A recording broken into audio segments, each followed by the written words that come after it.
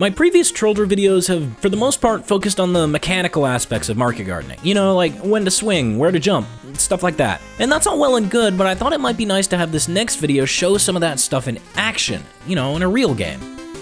Well, I mean, it's a casual Hightower server, so I guess you can draw your own conclusions on whether or not that's real, but regardless. I originally intended this series to be like how a spy thinks, but I think since Trolldier is so fast-paced, we might have to slow down, stop, and replay a few clips, since I really want to dive into the meat of what's going on here. So let's get started. Watch this first clip and see if you notice anything interesting about it. I bet alternatively you guys can just join off me, or sounds good. So what happened there? Let's go ahead and take another look at it. You'll notice in the top right, I can see that a sniper just killed somebody on my team. Using sound, I can place him over here. Let's go ahead and pause. So this sniper absolutely sees me. He knows what I'm coming for. He knows why. And snipers really tend to like to hide under that balcony right over there. So what I'm going to do is I'm going to strafe to the right to try and bait him into going under there. Then I'm going to strafe back left, and then I'm going to get the garden. So we go to the right, go to the left, and get that. Interestingly enough, this also allowed me to slow myself down so that I could get under the balcony in the first place.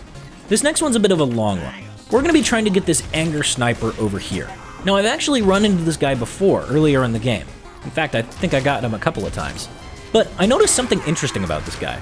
I noticed that he tends to alternate between the top spawn exit with the balcony and the lower spawn exit over by those main sets of doors. So we're going to go away from this pyro real quick. We're going to go get some health. But then I kind of want to test my little theory. So what I'm going to do is I'm going to do kind of a general jump. This is going to let me market garden somebody if I need to, but more than anything, it's really just a way to kind of look at the spawn exit and see who's there. So we'll look for the sniper.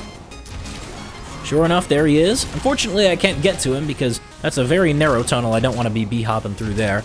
So we're going to go and get some health before we go back in. Now, as I recall, there's a pyro fighting a scout over on the left. Luckily, the scout wins. Also, if you look in the kill feed, he just body shot somebody on the tower, which probably means he's on the balcony. This gives me the green light to go ahead and do my little jump. Over the hill, up the stairs, and sure enough, there he is on the balcony. And we get the market garden. And we jump off away into the sunset. For this next one, we're going to be trying to get a sniper again, but a different one. It's that guy, the one with the fruit shoot. So watch what happens when I jump at him for the first time. He sees me, and he actually jukes me. That means he knows how to deal with Trolldiers. This means I'm going to have to kind of change up my approach. Watch what happens. Did you see it? Let's watch that again. So since I know he's going to abruptly turn, I go a little bit further than I normally would to account for that turn. This allows me to also turn abruptly before he can see me and get the market guard. Choosing when to go in as Trolldier is really, really super important, and this is a good example of that. There are some NGs who are just turtling over here, and I can't really go in because they've got sentries there and I don't have the tools to deal with it. But as luck would have it, there's a soldier who just decides to jump in and start destroying all their stuff, and that keeps all of them distracted. This gives me the green light to go in and get the sniper down here. Now, if I were to have gone in before that soldier showed up, I almost certainly would have died because there were sentries there. This next one you're going to have to look a little closely. So we're just jumping around having a good time, but look up on the blue balcony. There's an ammo box and a rifle over there. So we're not going to act on that right now. Just keep that in the back of your mind. We're just going to keep jumping around, have a good time, jump over here, see if there's anybody over here. There's nobody over there, so we're going to jump up and grab some health. Do a little jump over here. Go a little bit too far. That's okay. Notice a pyro coming out of spawn. Pick him up real quick. Now, let's look at that balcony again. Now, there's a bunch of stuff on there. And there's a sniper over here. So what this tells me is that there's at least 3 snipers on the enemy team, and they all like to frequent the battlements. So that means if I were to jump at them directly, then there's a good chance I'm going to get body shot. And that's not good. So, well, first we're going to say hi to the spy. He's pretty cool. Anyway, what we're going to have to do is we're going to have to do a jump where they can't see us until it's too late. So we're going to go up the stairs over here and pogo off the tower, and by the time they see us, it's too late. Actually, I don't think they saw me at all, but it's good to be careful. Here's another good example of why you should be paying attention to really tiny details when you're Trolldering. So we're going to start off doing this jump over here, classic stair slide. We're going to fly up here, pull out my shovel a bit too late. I'm gonna try and man-tread this guy, but it's not really enough. We're gonna jump over here, and we're gonna kind of see if we can get up onto the blue balcony. Unfortunately, there's nobody there, but then all of a sudden I just do this random jump and get a soldier who's just coming out of spawn. So, why did I do that? Why did I know that he would be there? Well, let's watch it again. When we jump up here and we're going to the battlements, let's pause right here. You see him? Now look at which way he's facing. So what that tells me is he's gonna come out of the right spawn exit. So, we do kind of a blind prediction, and sure enough, there he is. Now, unfortunately, he's a soldier, so he survives, but he panics and blows himself up, so it all works out in the end. Now, sometimes the things you're paying attention to don't always have to be your enemies. They could be your teammates. So we're gonna mess up our jump over here. That's a bit embarrassing, but watch that sniper. That one that just shot the pyro. He's gonna become important later, but just keep him in the back of your mind for right now. Mess up another jump, and there's a heavy right over there. We're gonna kind of distract him a little bit, and then we're gonna see if he's distracted.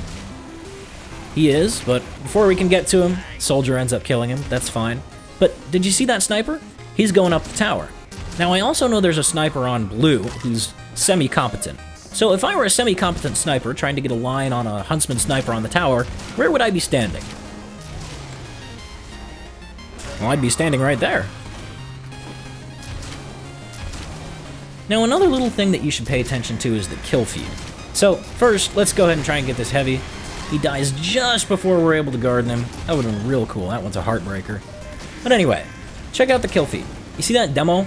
Pay attention to him. So we're going to jump away here, and the demo spawns.